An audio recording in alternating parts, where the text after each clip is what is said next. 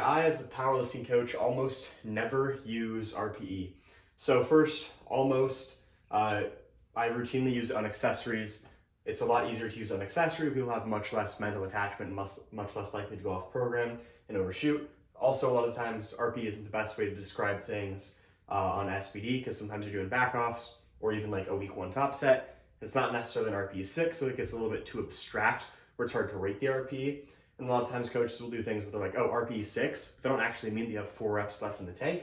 They mean it should like feel like an RPE 6. You know, RPE 6 to them is like it should feel really, really easy.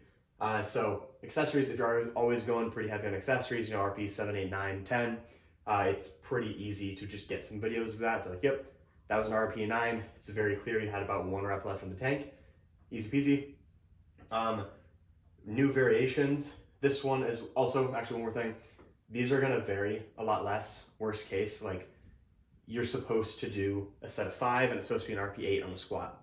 You could easily go do the set of 5 and you could just mess up and it's an RPE 10 instead of an RPE 8 because you misload, you didn't read how you're feeling that day, maybe you got a number and you went for it. Versus accessories, you can easily give like 8 to 12 reps, you know, and then prescribe it to an RPE. So even if they're not as strong for the day and they still pick the same weight and they're weaker for whatever reason, instead of getting 12 reps, maybe they only get 9 reps, but it's the RPE 8 that it's supposed to be, so they stop. It fixes itself very easy. When I don't like that approach as much for SBD.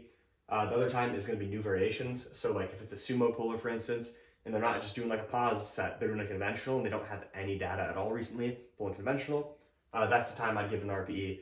Obviously, just always tell them like, hey, make sure if anything, you're on the lower side of this.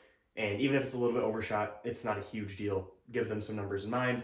Maybe it's going to be tuned here, but maybe you're way weaker and we don't realize it. If they do overshoot a little bit, you're going to get some neural adaptations very fast. It's not going to be quite as fatiguing as normal and you'll be able to make up for it in the future weeks.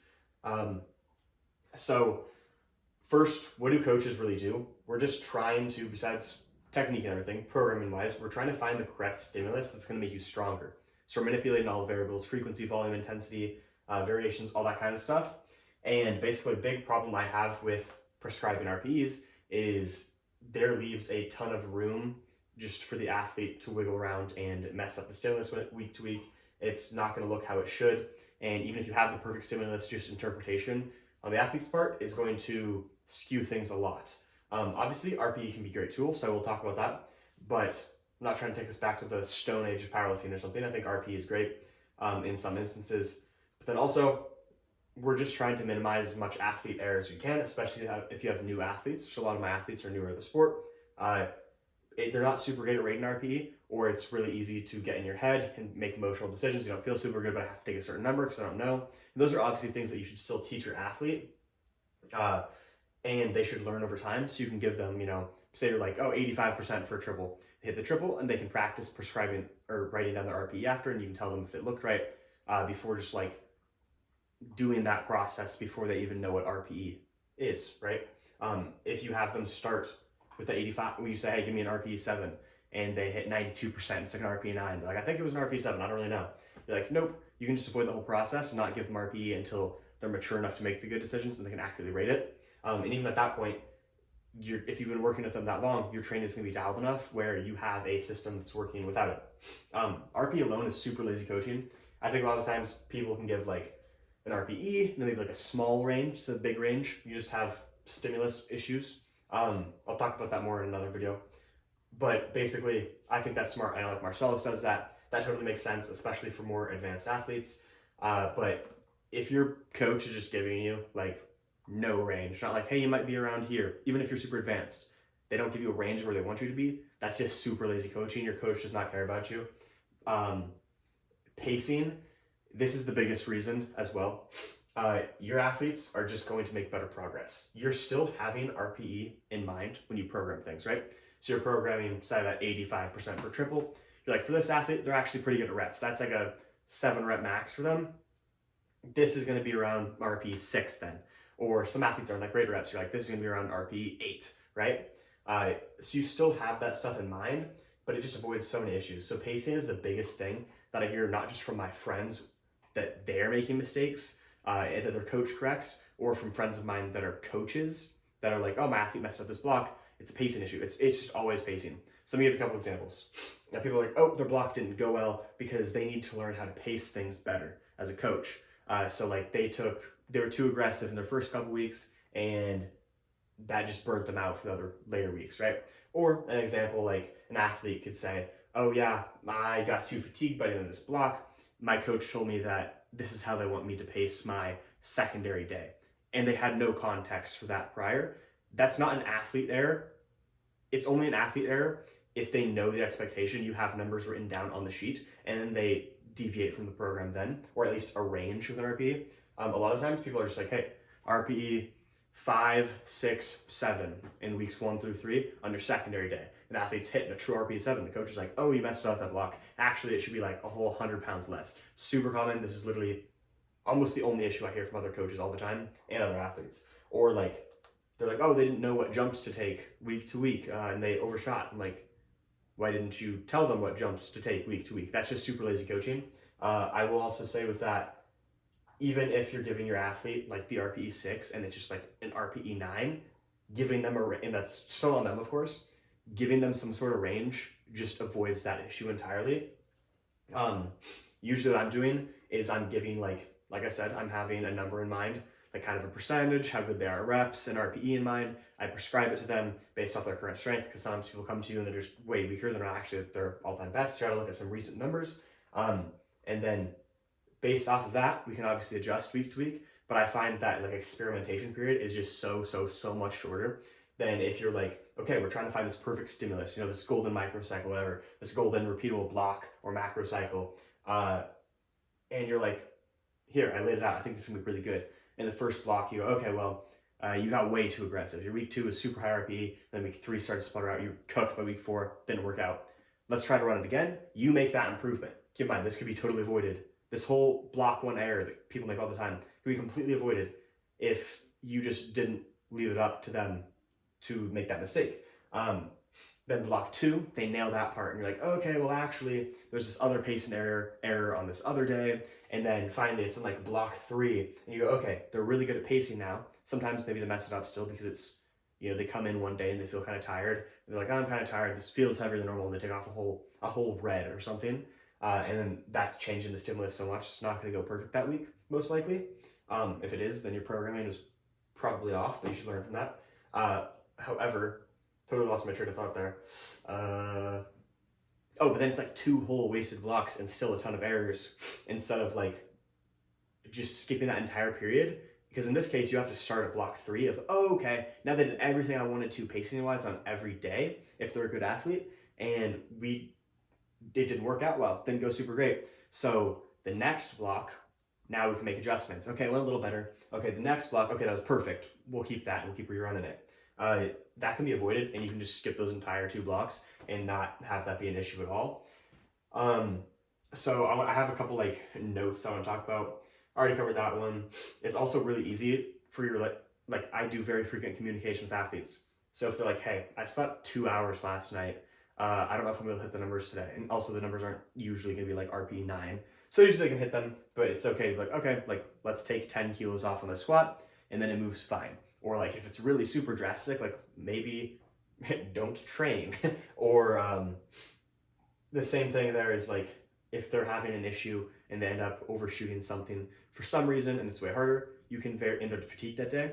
They're fatigued, that's causing more fatigue. It's going to solve both issues to just like pull back. You need to pull back anyway.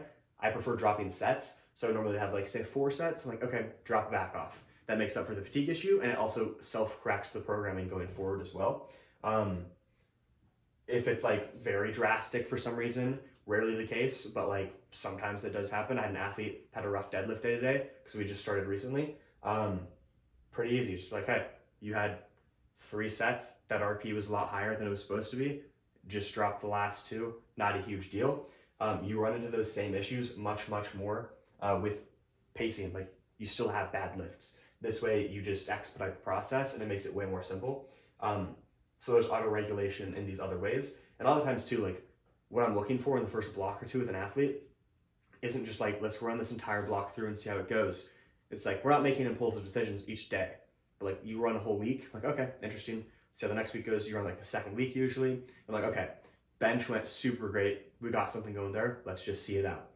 Maybe deadlift, you're getting kind of fatigued on. We're like, okay, you're doing 6 sets a week on deadlift right now. Let's pull one back from the secondary, assess how that goes. It went better, cool, let's keep it. Okay, another week, you start getting fatigued again.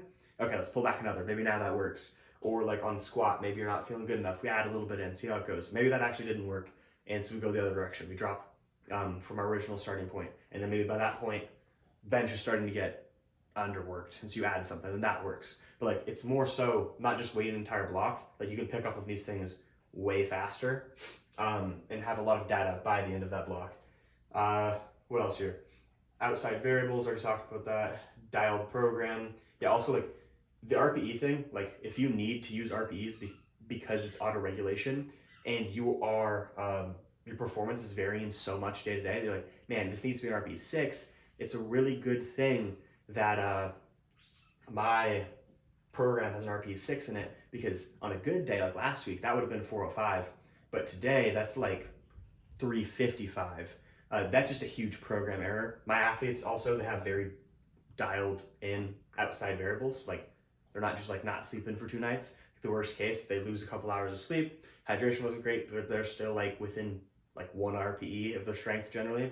So my athletes are great, but that's just like not something we have issues with really at all. And if you do need the RPE, like to be that big, you need to make a program change. And even if you're making progress without that, like sick, I'd continue. But when you stop making progress, I would definitely adjust the system, because even if you are making progress, it's going to be suboptimal progress, because 355 and 405, even though they're both RPE 6, is absolutely not the same stimulus in terms of like just being exposed to heavy weights, or fatigue, or just anything at all. So would not recommend.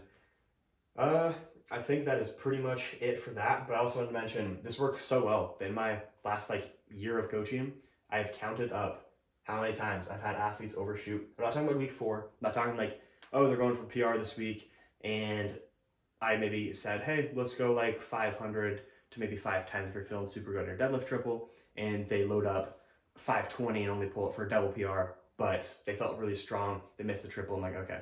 I'm not talking about that. I'm talking about like, it is a sub-maximal week. They're not going for a PR and they overshoot. It has happened 3 times in the last year, compared to the average coach, like 3 times per block. And every single time that happened, every single time it was like a week 3 instead of a week 4. And they're like, oh my gosh, I feel so amazing.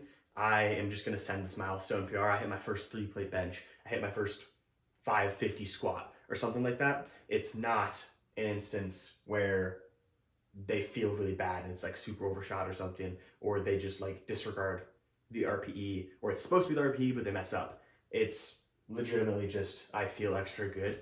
It was there today. I was eager and I took it, and I'm like, I got no issue with that. Like, we just hit the PR a week early. You hit your first 3-plate bench, I'm happy. So yeah, that's pretty much it. If you like the video, please like, comment, share, subscribe, all that stuff. Also wanted to say, if you're interested in coaching, check out the link in my bio. It's like a coaching form basically to see if it'd be a good fit. Fill it out, and then I'll get back to you within the next like 24 hours for sure to talk that over. I do have a coaching sale going on right now. Basically, I'm just rehabbing right now, so I don't have much training to do. I can onboard more athletes than normal. I can't train as much. I just want to coach more. So if you are interested in coaching, it's like 2 blocks for the price of 1 right now. So your first 2 blocks are $80 and $80. So fill out the form. I'll get back to you. If you want to just test out coaching because you've never had a coach, you want to test out a good coach, you want to test out anything, just this is your time to do it. So let me know. Fill out that form and I'll get back to you ASAP if you're interested.